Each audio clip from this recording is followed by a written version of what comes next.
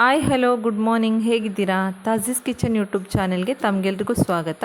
ಇವತ್ತಿನ ವಿಡಿಯೋದಲ್ಲಿ ನಾನು ನಿಮಗೆ ಕಡಲೆಬೇಳೆಯ ಪಾಯಸದ ರೆಸಿಪಿಯನ್ನು ತೋರಿಸ್ತಾ ಇದ್ದೇನೆ. ಇದು ನಮ್ಮ ಅಮ್ಮ ಮಾಡುವಂಥ ಸ್ಟೈಲಲ್ಲಿ ನಾನು ಇವತ್ತು ನಿಮಗೆ ಮಾಡಿ ತೋರಿಸ್ತಾ ಇದ್ದೇನೆ. ಅವರು ತುಂಬಾ ಚೆನ್ನಾಗಿ ಮಾಡ್ತಾರೆ, ತುಂಬಾ ಟೇಸ್ಟ್ ಇರ್ತದೆ. ಅದೇ ಒಂದು ಸ್ಟೈಲಲ್ಲಿ ಇವತ್ತು ನಾನು ಕೂಡ ಮಾಡಿ ನಿಮ್ಮ ಜೊತೆ ಶೇರ್ ಮಾಡ್ತಾ ಇದ್ದೇನೆ. ಜಾಸ್ತಿಯಾಗಿ ಹಿಂದಿನ ಕಾಲದಲ್ಲಿ ಎಲ್ಲ ಜಾಸ್ತಿಯಾಗಿ ಏನಾದರೂ ಸ್ಪೆಷಲ್ ಡೇಸ್ ಬಂತು ಅಂದರೆ ಇದನ್ನೇ ಮಾಡ್ತಾಯಿದ್ರು. ಹಾಗೆ ಇವತ್ತು ಜೋರಾಗಿ ಮಳೆ ಕೂಡ ಬರ್ತಾ ಉಂಟು. ಹಾಗೆ ಏನಾದರೂ ಸ್ವೀಟ್ ತಿನ್ನಬೇಕು ಅಂದರೆ ನಾನು ಜಾಸ್ತಿಯಾಗಿ ಇದನ್ನೇ ಟ್ರೈ ಮಾಡ್ತೇನೆ. ಹಾಗೆ ಮಕ್ಕಳಿಗೆ, ಹಸ್ಬೆಂಡಿಗೆಲ್ಲ ಇದು ತುಂಬಾ ಇಷ್ಟ. ಇದು ತುಂಬಾ ಟೇಸ್ಟ್ ಆಗ್ತದೆ ತಿನ್ನಲಿಕ್ಕೂ ಕೂಡ. ಬನ್ನಿ ಹಾಗಾದರೆ ನೋಡ್ಕೊಂಡು ಬರೋಣ ಹೇಗೆ ಮಾಡೋದು ಅಂತ.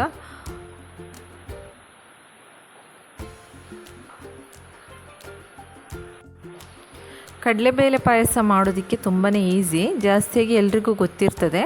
ಆದರೆ ಫಸ್ಟ್ ಟೈಮ್ ಕುಕ್ಕಿಂಗ್ ಕಲಿಯೋರೆಲ್ಲ ಇರ್ತಾರೆ ನೋಡಿ, ಅವರಿಗೆ ಹೆಲ್ಪ್ ಆಗಲಿ ಅಂತ ನಾನು ಇವತ್ತಿನ ವಿಡಿಯೋನ ತೋರಿಸ್ತಾ ಇದ್ದೇನೆ. ಹಾಗೆ ನಾನಿಲ್ಲಿ 1 ಕಪ್ ಆಗುವಷ್ಟು ಬೆಳ್ತಿಗೆ ಅಕ್ಕಿಯನ್ನು ತೆಗೆದಿದ್ದೇನೆ. ಇದನ್ನು ಒಂದು ಹಾಫ್ ಆನ್ ಅವರ್ ಆದರೂ ಇದನ್ನು ನೀರಿನಲ್ಲಿ ನೆನೆಸಿಡಬೇಕು. ನಾನು ಇದನ್ನು ಈ ಥರ ನೀರು ಹಾಕ್ಕೊಂಡು ನೆನೆಸಿಡ್ತಾ ಇದ್ದೇನೆ.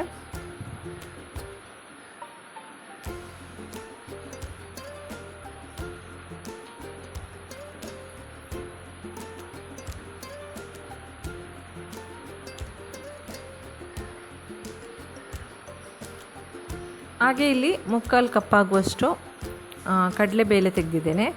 ನನ್ನ ಹತ್ರ ಇಷ್ಟೇ ಇದ್ದದ್ದು, ಹಾಗೆ ನಾನು ಇಷ್ಟೇ ತೆಗೆದಿದ್ದೇನೆ. ನಿಮ್ಮ ಹತ್ರ ಜಾಸ್ತಿ ಇದೆ ಅಂತಾದರೆ 1 ಕಪ್ ಕೂಡ ತೆಗಿಬಹುದು. ಹಾಗೆ ಇದನ್ನು ಕೂಡ ಚೆನ್ನಾಗಿ ತೊಳೆದು ಇದನ್ನು ಕುಕ್ಕರಲ್ಲಿ ಬೇಯಿಸ್ಕೊಳ್ಬೇಕು. ಕೆಲವರು ಇದನ್ನು ನೆನೆಸಿಟ್ಟು ಕೂಡ ಮಾಡ್ತಾರೆ, ಆದರೆ ನಾನಿಲ್ಲಿ ನೆನೆಸಿಡೋದಿಲ್ಲ. ಇದನ್ನು ಡೈರೆಕ್ಟಾಗಿ ತೊಳೆದು ಕುಕ್ಕರ್ ಒಳಗೆ ಹಾಕ್ಕೊಳ್ತಾ ಇದ್ದೇನೆ.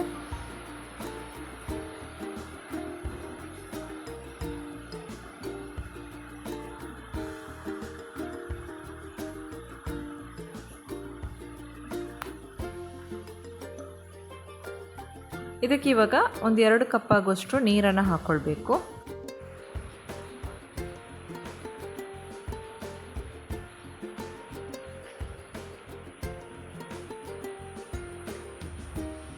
ಹಾಗೆ ಇದಕ್ಕೆ ರುಚಿಗೆ ತಕ್ಕಷ್ಟು ಉಪ್ಪನ್ನು ಹಾಕ್ಕೊಳ್ತಾ ಇದ್ದೇನೆ.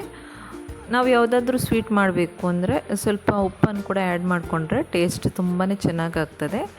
ಹಾಗೆ ನಾನಿಲ್ಲಿ 3 ವಿಸಿಲ್ ಅದನ್ನು ಬೇಯಿಸ್ಕೊಳ್ತೇನೆ. ಇವಾಗ ಅಕ್ಕಿ ನೆಂದಿದೆ, ಇದನ್ನು ನಾನು ಮಿಕ್ಸಿ ಜಾರೊಳಗೆ ಹಾಕ್ಕೊಳ್ತಾ ಇದ್ದೇನೆ. ಹಾಗೆ 1 ಕಪ್ ಆಗುವಷ್ಟು ತೆಂಗಿನ ತುರಿ ಕೂಡ ತೆಗೆದಿದ್ದೇನೆ, ಅದನ್ನು ಕೂಡ ಇದಕ್ಕೆ ಹಾಕ್ಕೊಳ್ತಾ ಇದ್ದೇನೆ. ಹಾಗೆಯೇ ಏಲಕ್ಕಿ ಕೂಡ ಹಾಕ್ಕೊಳ್ತಾ ಇದ್ದೇನೆ, 4 ಏಲಕ್ಕಿಯನ್ನು ಹಾಕ್ಕೊಳ್ತಾ ಇದ್ದೇನೆ. ಇದನ್ನು ಇವಾಗ ಸ್ಮೂತಾಗಿ ಗ್ರೈಂಡ್ ಮಾಡಬೇಕು. ತರಿ ಏನೂ ಇರಬಾರ್ದು, ಸ್ಮೂತಾಗಿರಬೇಕು. ನೋಡಿ, ಇದು ಇವಾಗ ಗ್ರೈಂಡ್ ಆಗಿದೆ.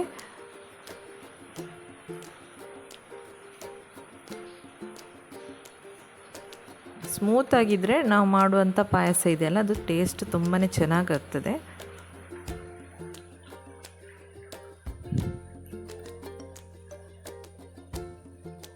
ಹಾಗೆ ಇಲ್ಲಿ ಕಡಲೆಬೇಳೆ ಕೂಡ ಬೆಂದಿದೆ, ನೋಡ್ತಾ ಇರ್ಬೋದು. ಇಷ್ಟು ಬೆಂದರೆ ಸಾಕು. ನೋಡಿ, ಕೈಯಲ್ಲಿ ಈ ಥರ ನೀವು ಪ್ರೆಸ್ ಮಾಡಿ ನೋಡುವಾಗ ಗೊತ್ತಾಗ್ತದೆ. ಸ್ವಲ್ಪ ಅದು ನಮಗೆ ಬಾಯಿಗೆ ಕಡಿಲಿಕ್ಕೆ ಸಿಗಬೇಕು, ತುಂಬ ಬೇಯಬಾರ್ದು, ಸ್ವಲ್ಪ ಸಿಗಬೇಕು. ಹಾಗೆ ನಾನಿಲ್ಲಿ ಅದಕ್ಕೆ ಬೇಕಾಗುವಂಥ ಬೆಲ್ಲವನ್ನು ಕೂಡ ಕರಗಿಸ್ಕೊಳ್ತಾ ಇದ್ದೇನೆ.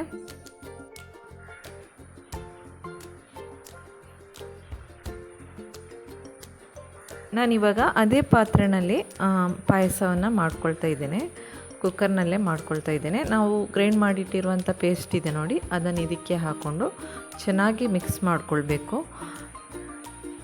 ಚೆನ್ನಾಗಿ ಕೈಯಾಡಿಸ್ತಾ ಇರಬೇಕು, ಇಲ್ಲಾಂದರೆ ಅದು ಗಟ್ಟಿ ಆಗ್ತದೆ. ಅದಕ್ಕೋಸ್ಕರ ಈ ಟೈಮಲ್ಲಿ ಸ್ವಲ್ಪ ಕೇರ್ಫುಲ್ಲಾಗಿರಬೇಕು, ಅದು ಬೇಗನೆ ಗಟ್ಟಿಯಾಗಿಬಿಡ್ತದೆ. ಅದಕ್ಕೋಸ್ಕರ ಚೆನ್ನಾಗಿ ಈ ಥರ ಕೈಯಾಡಿಸ್ತಾ ಇರಿ.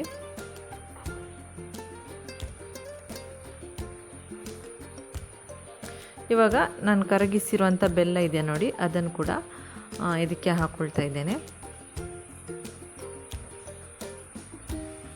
ಹಾಕ್ಕೊಂಡು ಚೆನ್ನಾಗಿ ಮಿಕ್ಸ್ ಮಾಡ್ಕೊಳ್ಳಿ.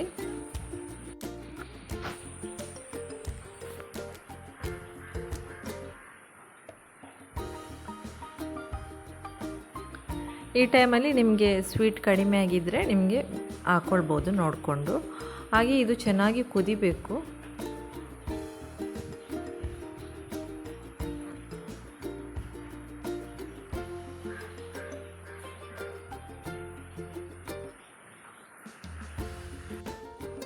ನಿಮಗೆ ಈ ಟೈಮಲ್ಲಿ ನೀರು ಕೂಡ ನೋಡ್ಕೊಂಡು ಹಾಕ್ಕೊಳ್ಬೋದು. ಗಟ್ಟಿಯಾಗಿದ್ದರೆ ಸ್ವಲ್ಪ ನೀರು ಹಾಕ್ಕೊಂಡು ಚೆನ್ನಾಗಿ ಮಿಕ್ಸ್ ಮಾಡ್ಕೊಳ್ಳಿ. ಹಾಗೆ ನನಗೆ ಇಲ್ಲಿ ಬೆಲ್ಲ ಹಾಕಿದ್ದು ಕೂಡ ಸ್ವಲ್ಪ ಕಡಿಮೆ ಆಗಿತ್ತು. ಹಾಗೆ ನಾನು ಬೆಲ್ಲದ ಪುಡಿ ಇರ್ತದಲ್ಲ ಅದನ್ನು ಹಾಕ್ಕೊಳ್ತಾ ಇದ್ದೇನೆ. ಇದು ಬ್ರೌನ್ ಕಲರ್ ಆಗಿದೆ ಸ್ವಲ್ಪ ನಾನು ಮಾಡಿರೋಂಥ ಪಾಯಸ. ಈ ಬೆಲ್ಲದ ಪುಡಿ ಹಾಕಿದ್ರಿಂದ ಸ್ವಲ್ಪ ಕಲರ್ ಚೇಂಜ್ ಆಗಿದೆ.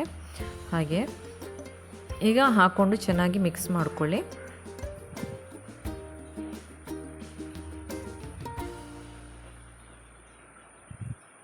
ನೋಡಿ ಈ ಕಲರ್ ಆಗಿದೆ.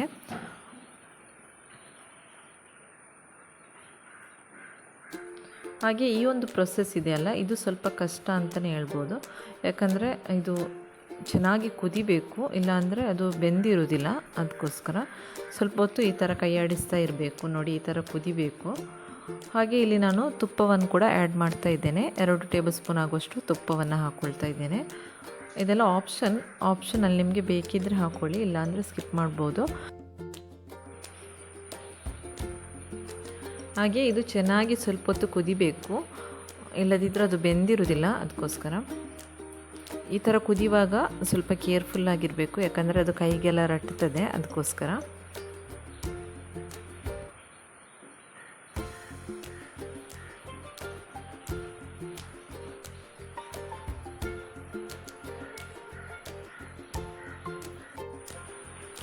ನಾನಿಲ್ಲಿ ತುಪ್ಪದಲ್ಲಿ ಗೋಡಂಬಿ ಮತ್ತು ದ್ರಾಕ್ಷಿಯನ್ನು ಫ್ರೈ ಮಾಡ್ಕೊಳ್ತಾ ಇದ್ದೇನೆ. ಇದು ಹಾಕಿದರೆ ತುಂಬ ಟೇಸ್ಟ್ ಆಗ್ತದೆ ಪಾಯಸದಲ್ಲಿ ತಿನ್ನಲಿಕ್ಕೆ.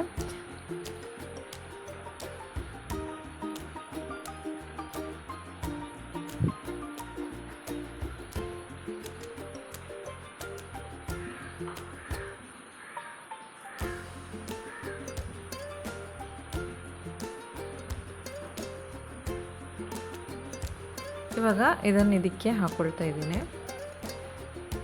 ಇನ್ನು ಚೆನ್ನಾಗಿ ಒಮ್ಮೆ ಮಿಕ್ಸ್ ಮಾಡ್ಕೊಳ್ಳಿ.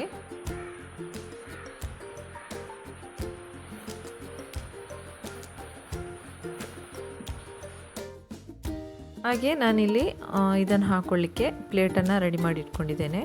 ನನಗಿಲ್ಲಿ 2 ಪ್ಲೇಟ್ ಪಾಯಸ ಸಿಕ್ಕಿದೆ ಫುಲ್ಲಾಗಿ. ಹಾಗೆ ಇದನ್ನು ಈ ಥರ ಹಾಕ್ಕೊಂಡು ತಣ್ಣಗಾದ ನಂತರ ಸರ್ವ್ ಮಾಡಿದರೆ ಆಯಿತು. ಹಾಗೆ ನಿಮಗೆ ಫ್ರಿಜ್ಜಲ್ಲಿಟ್ಟು ಕೂಡ 2-3 ದಿನ ಬಿಟ್ಟು ಕೂಡ ತಿನ್ಬೋದು, ತುಂಬಾ ಟೇಸ್ಟ್ ಆಗ್ತದೆ. ಹಾಗೆ ನನಗಿಲ್ಲಿ 1 ಕಪ್ ಅಕ್ಕಿಯಲ್ಲಿ 2 ಪ್ಲೇಟ್ ಆಗುವಷ್ಟು ಪಾಯಸ ರೆಡಿಯಾಗಿದೆ. ನೋಡಿದ್ರಲ್ಲ ಸ್ನೇಹಿತರೆ, ಇವತ್ತಿನ ವಿಡಿಯೋ ಇಷ್ಟ ಆಯಿತು ಅಂತ ಅಂದ್ಕೋತೇನೆ. ಇಷ್ಟ ಆದರೆ ದಯವಿಟ್ಟು ಲೈಕ್ ಮಾಡಿ, ಹಾಗೆ ಫ್ಯಾಮಿಲಿ ಫ್ರೆಂಡ್ಸಿಗೆಲ್ಲ ವಿಡಿಯೋವನ್ನು ಶೇರ್ ಮಾಡಿ. ಹಾಗೆ ನೀವಿನ್ನೂ ನಮ್ಮ ಚಾನಲನ್ನು ಸಬ್ಸ್ಕ್ರೈಬ್ ಮಾಡಲಿಲ್ಲ ಅಂದರೆ ದಯವಿಟ್ಟು ಸಬ್ಸ್ಕ್ರೈಬ್ ಮಾಡ್ಕೊಳ್ಳಿ. ಹಾಗೆ ಪಕ್ಕದಲ್ಲಿ ಕಾಣೋಂಥ ಬೆಲ್ ಬಟನ್ ಇದೆಯಲ್ಲ ಅದನ್ನು ಕೂಡ ಪ್ರೆಸ್ ಮಾಡ್ಕೊಳ್ಳಿ. ಆವಾಗ ನಾನು ಹಾಕಿರುವಂಥ ಹೊಸ ವೀಡಿಯೋಸ್ ನೋಟಿಫಿಕೇಷನ್ ನಿಮಗೆ ಸಿಗ್ತದೆ. ಹಾಗೆ ತುಂಬ ಮಂದಿ ವ್ಯೂಸ್ ಇದೆ ನನಗೆ, ಆದರೆ ಲೈಕ್ಸ್ ತುಂಬಾ ಕಡಿಮೆ ಇದೆ. ದಯವಿಟ್ಟು ನಿಮಗೆ ಇಷ್ಟ ಆಯಿತು ಅಂದರೆ ದಯವಿಟ್ಟು ಲೈಕ್ ಮಾಡಿ. ಹಾಗೆ ನಿಮ್ಮ ಫ್ಯಾಮಿಲಿ ಫ್ರೆಂಡ್ಸಿಗೆಲ್ಲ ಶೇರ್ ಮಾಡಿ. ಹಾಗೆ ಸಬ್ಸ್ಕ್ರೈಬ್ ಮಾಡದವರಿದ್ದರೆ ದಯವಿಟ್ಟು ಸಬ್ಸ್ಕ್ರೈಬ್ ಮಾಡ್ಕೊಳ್ಳಿ. ಇನ್ನೊಂದು ಒಳ್ಳೆಯ ರೆಸಿಪಿಯೊಂದಿಗೆ ನಾನು ನಿಮಗೆ ಮತ್ತೆ ಸಿಗ್ತೇನೆ.